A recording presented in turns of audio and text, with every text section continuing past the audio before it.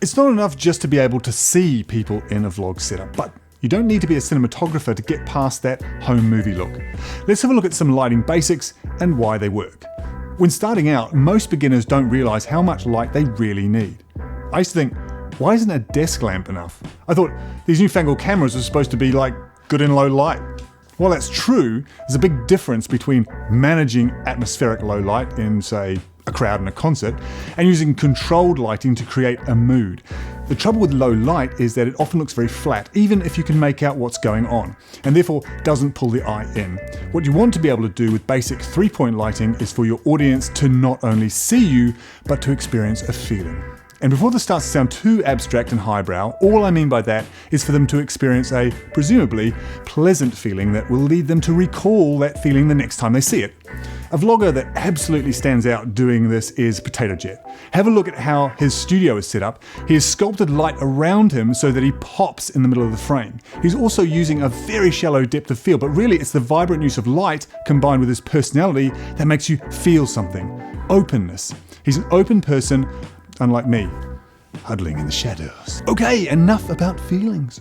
The light on your face when you step outside comes from a thermonuclear reaction 150 million kilometers away. It's a very big source, and as a species, we've gotten quite used to how that light molds the human face. If you can mimic it in any way in a vlog setup, you're going to look way more natural.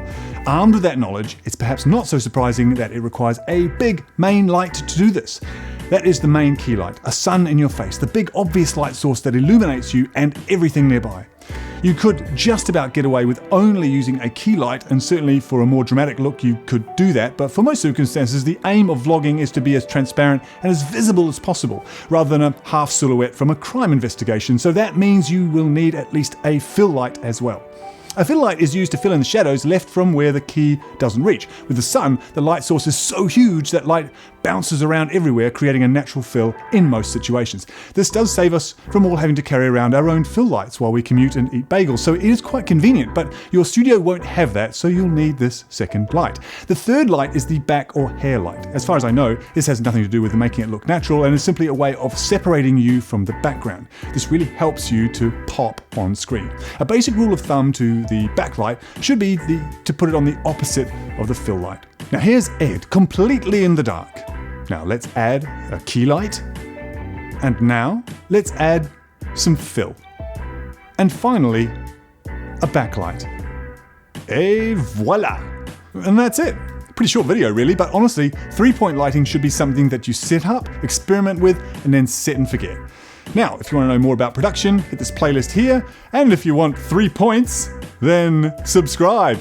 Three points lighting. Are we keeping track of their points? Well, no, just the 3-point lighting sort of, play with words. Okay, that was worse. Subscribe! Subscribe!